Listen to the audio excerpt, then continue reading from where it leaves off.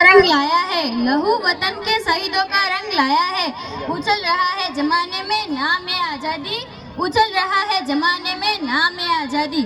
મિત્રો, આપણે જાણીએ છીએ કે 15 ઓગસ્ટ 1947ના રોજ આપણો ભારત દેશ અંગ્રેજોના દમન અને અત્યાચારી શાસનથી મુક્ત થયો હતો, આઝાદ થયો હતો। પરંતુ આપણી આ આઝાદીનો અર્થ શું છે? क्या नोट पर बापू की फोटो, लाल किले पर तिरंगा, सड़क पे भारत माता की जय और स्कूल में विंध्य हिमाचल यमुना गंगा। क्या इतनी आज़ादी काफ़ी है?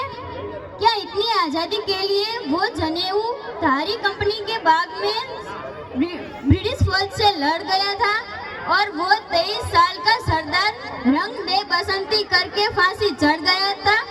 क्या सिर्फ 1.5 गज कपड़े के लिए नेताजी ने हिटलर को आंख दिखाई थी? और क्या नोट पर छपने बापू ने गोली खाई थी?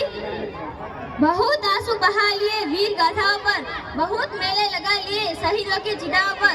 अब आगे बढ़ गए वीर पीपल वाला पन्ना दोबारा पढ़ना होगा, जहां आजादी का मतलब फ्रीडम लिखा है, वो सारे शब्दकोश व्यर्थ है।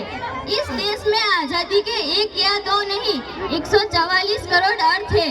आजादी वो है जो सपनों के उड़ान से डरे और न टूटी फूटी चप्पल डिजाइनर जूतों से। आजादी वो है जब झुके हुए सरों का मुकद्दर बदल जाए और खोलियों के दिल से हवेलियों का डर निकल जाए। आजादी वो है